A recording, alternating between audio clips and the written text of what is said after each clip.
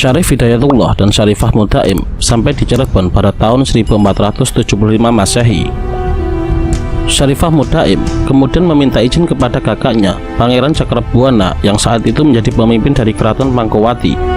Beliau meminta izin untuk tinggal di Pesambungan di dekat komplek Gunung Sembung, tempat dimakamkannya Syekh Nurjati.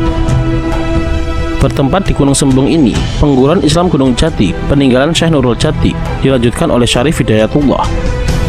Pengguruan Islam Gunung Jati ini merupakan pondok pesantren tempat Pangeran Cakrabuana dan Rara Santang atau Syarifah Mutaim dulu menimba ilmu agama Islam kepada Syekh Nurjati. Dalam tahun-tahun pertama memulai tugas dakwahnya di Cirebon, Sunan Gunung Jati berperan sebagai guru agama menggantikan Syekh Nurjati. Setelah beberapa lama bergaul dengan masyarakat, ia mendapat gelar atau sebutan Syekh Maulana Jati yang sehari-harinya disebut Maulana Jati. Selain di Dukuh Sembung, Pesambangan, beliau juga berdakwah di daerah Babatan. Assalamualaikum warahmatullahi wabarakatuh. Allahumma shalli ala sayyidina Muhammad wa ala ali sayyidina Muhammad.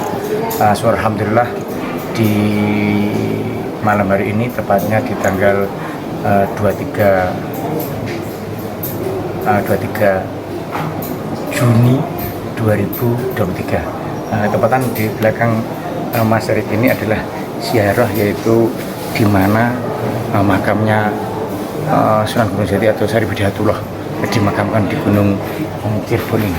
Dan baru kali ini Mas Syarif bisa masuk dan kita akan ikuti para rombongan untuk berziarah ke makamnya langsung di atas puncak gunung. Oke, terima kasih berikutnya. Assalamualaikum warahmatullahi wabarakatuh, Mas Syarif. Sekitar 3 km dari Dukuh Sembung. Setelah beberapa lama tinggal di Dukuh Sembung, Syarif Hidayatullah memperluas medan dakwahnya hingga ke Banten. Pada tahun 1479 Masehi, Syarif Hidayatullah menikah dengan Nyai Ratu Pangkowati yang merupakan anak pamannya, Pangeran Cakrabuana.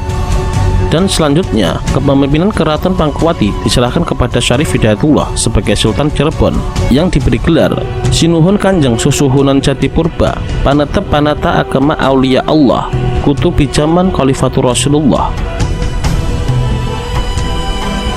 Berita tentang tampilnya seorang mubalek asal kota Ismailiyah sebagai pemimpin negeri Cirebon terdengar oleh Kesultanan Demak yang baru setahun berdiri sebagai kerajaan Islam pertama di Pulau Jawa.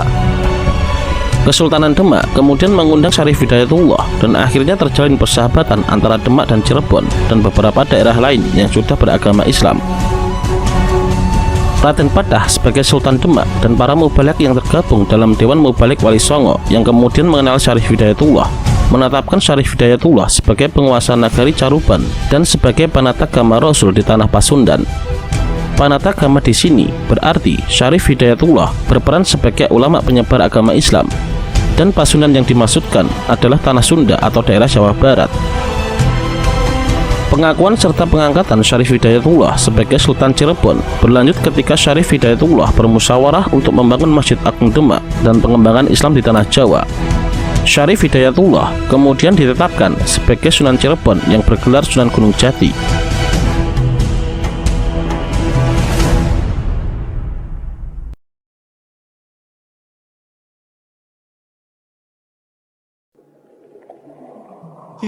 Pengaruh Islam di Cirebon tidak lepas dari kegiatan perdagangan di Pelabuhan Muara Jati, karena tidak dapat disangkal bahwa Cirebon merupakan pangkalan penting dalam jalur perdagangan dan pelayaran antar bangsa. Letak Cirebon yang di antara Jawa Tengah dan Jawa Barat membuat Cirebon berperan sebagai jembatan antara kebudayaan Jawa dan Sunda.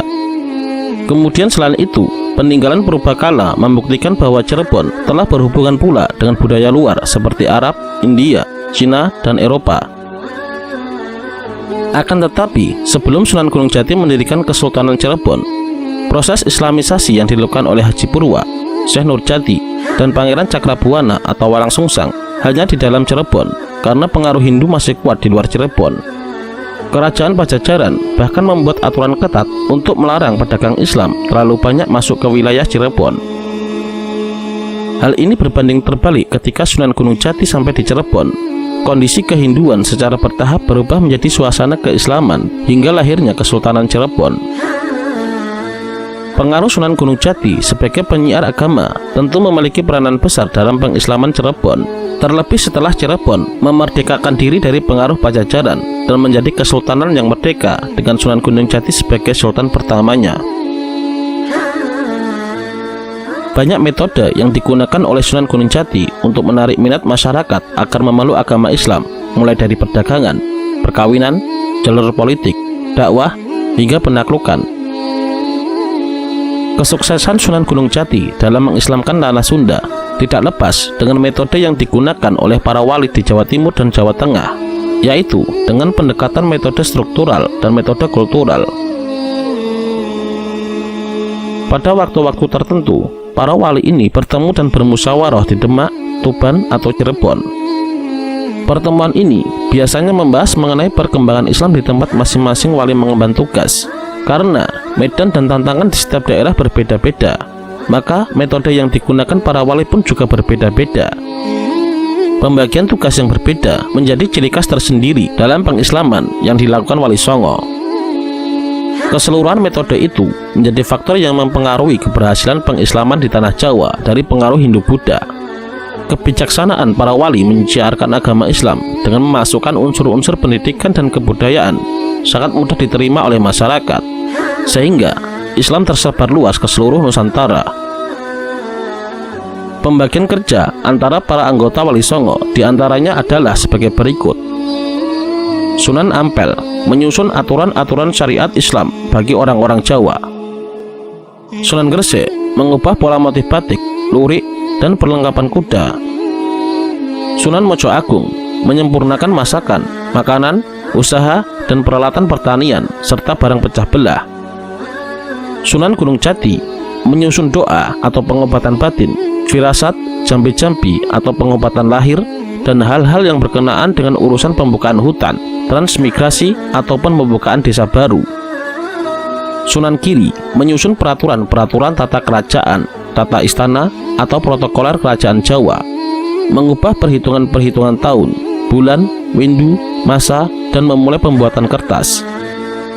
Sunan Bonang menciptakan aturan-aturan serta kaidah keilmuan dan mengubah instrumentasi gamelan, lagu, dan nyanyian. Sunan Derajat mengubah bentuk rumah, alat angkutan seperti tandu dan joli. Sunan Kalijogo berkreasi pada lagu, langgam, serta gending seperti yang dilakukan oleh Sunan Bonang.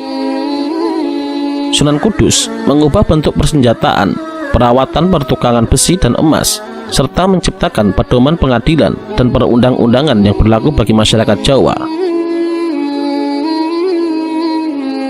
Menurut Syekh Ali Mahfud, bahwa menurut tuntunan Rasulullah, dakwah harus dibina di atas 4 dasar pokok, yaitu Al-Huluj Balaghah, alasan yang jitu; Al-Asalibul Hakimah, susunan kata yang bijaksana dan penuh hikmah; Al-Adabus Samiyah, sopan santun yang mulia; dan Asyiasatul Hakimah, siasat yang bijak.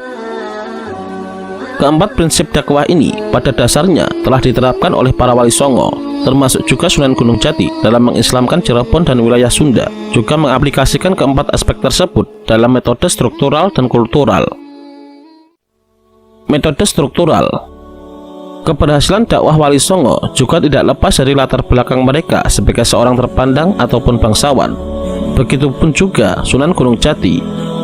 Sunan Gunung Jati memiliki garis keturunan yang baik dari ayah maupun ibu, tentu dengan sendirinya mempunyai status sosial yang tinggi. Kedudukan sebagai sultan dan kesolehan yang dimiliki merupakan faktor pendukung dakwahnya. Kemapanan ekonomi, jabatan, dan kesalehan yang dimiliki Sunan Gunung Jati memungkinkan untuk memobilisasi masyarakat agar masuk ke agama yang dibawanya, yaitu agama Islam. Selain itu, Sunan Gunung Jati juga didukung oleh aspek organisasi, yaitu Wali Songo yang secara efektif dijadikan sebagai organisasi dan alat kepentingan dakwah, sebagai siasat yang tepat untuk mempercepat tersebarnya ajaran agama Islam. Perkumpulan Wali Songo ini memiliki kekuatan untuk menggerakkan Islam ke arah yang lebih maju dengan berbagai metode dakwah yang jitu. Khususnya di Cirebon, perkembangan Islam sangat mutlak terjadi, di mana secara nyata Sunan Gunung Jati mengubah negeri Cirebon menjadi Kesultanan Cirebon yang merdeka dari pengaruh Pajajaran. Metode kultural. Selain sebagai sultan, dalam naskah-naskah tradisi Cirebon, dakwah yang dilakukan Sunan Gunung Jati memiliki metode dakwah yang khas, terutama dalam bidang kesehatan, yaitu tampil sebagai seorang tabib. Pengobatan lahir harus diatasi dengan obat-obatan madiyah atau lahiriah, seperti daun-daun dan akar-akaran. Kemudian, pengobatan batin diatasi dengan pengobatan spiritual yang awalnya menggunakan jampi-jampi atau mantra-mantra, diubah oleh Sunan Gunung Jati menggunakan doa-doa yang sesuai dengan syariat ajaran agama Islam. Pengobatan Sunan Gunung Jati mungkin terdengar biasa, tetapi pada zamannya sangat mungkin seorang tabib adalah merupakan orang yang berilmu, sehingga mampu mempengaruhi masyarakat. Sunan Gunung Jati juga dikenal dengan seorang ulama syariat dan juga ulama tasawuf. Oleh karenanya, beliau juga diyakini menjalankan dakwah dengan jalur tasawuf, di mana inti ajarannya adalah pemujaan diri kepada Allah Subhanahu wa Ta'ala, baik lahir maupun batin. Cara berdakwah dengan metode tasawuf dianggap sangat efektif dan mudah diterima masyarakat. Sunan Gunung Jati tidak menghapus kebudayaan masyarakat Cirebon yang sudah lama kental dengan ajaran-ajaran Hindu-Buddha, akan tetapi menyempurnakannya, melengkapi dengan nilai-nilai ajaran agama Islam. Secara halus, nilai-nilai Islam diajarkan Sunan Gunung Jati dengan keberagaman kultur yang ada di Cirebon. Salah satunya, ajaran Sunan Gunung Jati yakni 4 tingkatan ibadah: syariat, tarekat, hakikat, dan ma'rifat, yang dimasukkan ke dalam bentuk kesenian agar mudah diterima oleh masyarakat. Ajaran tersebut adalah: untuk syariat dilambangkan dengan wayang, yang mana wayangnya merupakan bentuk perwujudan dari manusia, dan dalangnya adalah simbol daripada Allah Subhanahu wa Ta'ala. Tarekat disimbolkan dengan barong, hakikat disimbolkan dengan topeng, dan ma'rifat disimbolkan dengan ronggeng. Keempat kesenian yang mengisyaratkan sebagai 4 tahapan dalam Islam tadi adalah 4 jenis pertunjukan kesenian yang sangat dikenal masyarakat Cirebon pada waktu itu. Kemudian, dakwah Sunan Gunung Jati juga disampaikan melalui pepatah Bapiteh yang disampaikan melalui lisan ke lisan. Unsur dari pepatah Bapiteh Sunan Gunung Jati ini bernilai ketakwaan dan keyakinan, kedisiplinan, kearifan, kebijaksanaan, serta kesopanan dan tata krama. Metode dakwah Sunan Gunung Jati yang melalui pepatah Bapiteh adalah yang paling sering dijumpai di kalangan masyarakat.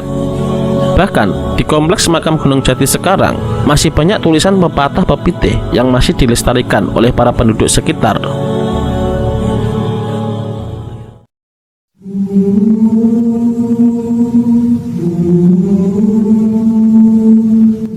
Sebelum Sunan Gunung Jati meninggal, semua persoalan kesultanan diserahkan kepada anaknya dan orang-orang kepercayaannya.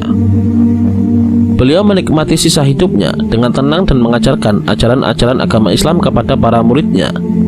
Untuk Kesultanan Cirebon diserahkan kepada putranya Pangeran Pasarean. Daerah Banten diserahkan kepada putranya Pangeran Sabakingking. Untuk daerah Jakarta diserahkan kepada Rala Lahut. Daerah Pajajaran diserahkan kepada pamannya Haji Dzulaiman. Sedangkan Tegal diserahkan kepada Raja Sanggara. Salah satu pendapat mengatakan Sunan Gunung Jati wafat pada usia 89 tahun. Beliau dimakamkan di Desa Astana, tepatnya di Gunung Jati, Kabupaten Cirebon. Kompleks pemakaman Sunan Gunung Jati terdapat 2 bagian yang dipisahkan oleh Jalan Raya Cirebon, Jakarta. 2 bagian tersebut menempati 2 buah bukit, yaitu Bukit Gunung Sembung yang ditempati oleh makam-makam Kesultanan Cirebon keturunan Sunan Gunung Jati. Sedangkan di bukit lain, yakni Bukit Gunung Jati, ditempati makam para agamawan yang berperan dalam Islamisasi Cirebon awal, seperti Syekh Datuk Kafi, Sultan Nurbuat, Sultan Sena Muhammad Jamaluddin, Saifuddin Matangaji, Sultan Madureja, dan makam Sultan Muhammad Tajul Arifin, dan lain sebagainya. Kompleks makam Sunan Gunung Jati terdiri dari 10 halaman, dan makam Sunan Gunung Jati berada di halaman paling atas, yakni pada halaman ke-10 beserta keluarganya. Semoga Allah menempatkan Sunan Gunung Jati di tempat yang terbaik dan membalas jasa-jasa beliau dengan balasan yang terbaik.